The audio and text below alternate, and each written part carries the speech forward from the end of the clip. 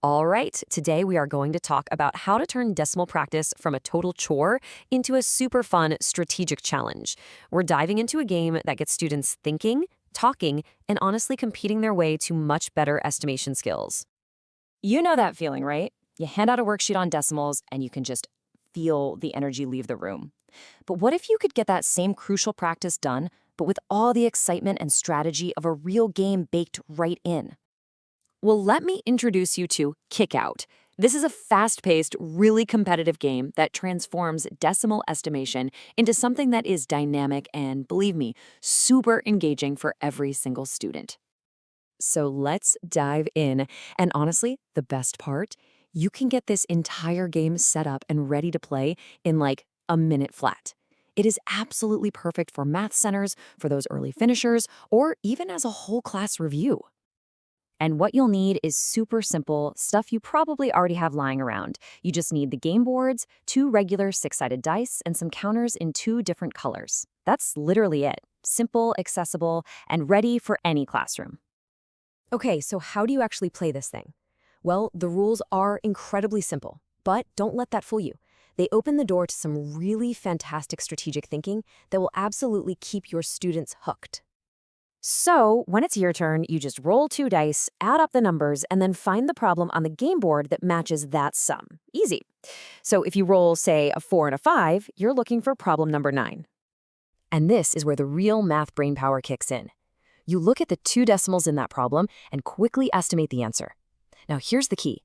This isn't about getting the exact answer with a pencil and paper. It's all about making a good, reasonable guess. Once you have it, you place your counter on that number. But here's where it gets really, really good. What happens when you go to place your counter, but your opponent is already sitting on that square? This is where the game gets its name and its awesome competitive edge. That's right, you get to kick their counter right off the board and put yours in its place.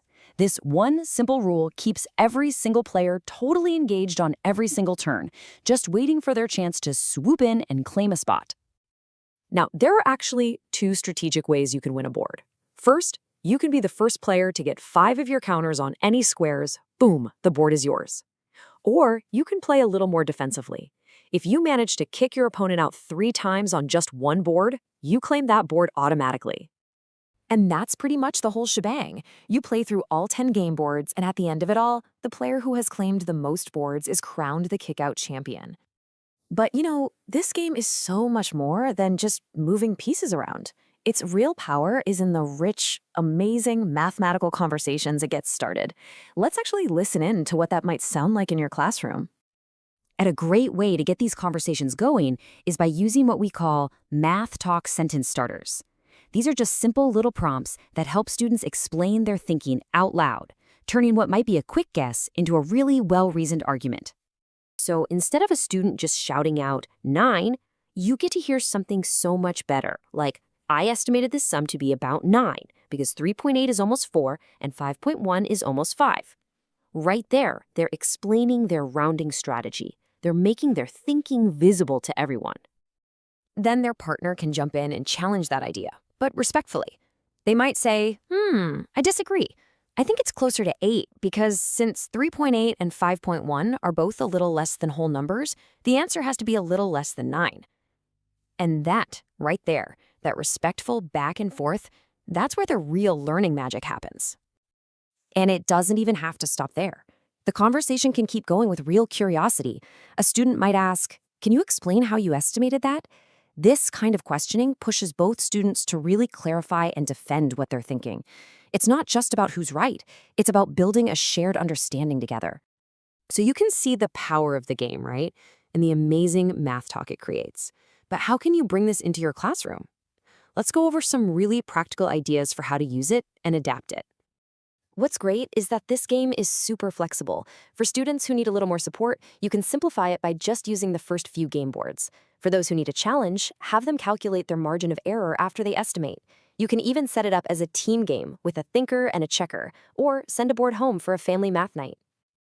And once the game is over, you can really lock in the learning with some powerful discussion questions. Asking things like, how did you decide whether to round up or down, or when was it risky to kick out another player, helps move their thinking from just the game board into their long-term math brains. So, what's the big takeaway here? It's that Kickout is way more than just a fun activity. It's a carefully designed learning tool that builds number sense, strategic thinking, and communication skills all at the same time. And hey, don't just take my word for it. Here is a direct reflection from a student who played. They said, "This game helped me see that estimation is about reasonableness, not exact answers." I mean, come on.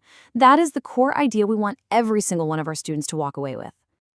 So, I guess the real question for you is, are you ready to stop the silent drills and start the strategic, noisy, and honestly joyful math talk in your classroom? Are you ready to kick your math block into high gear?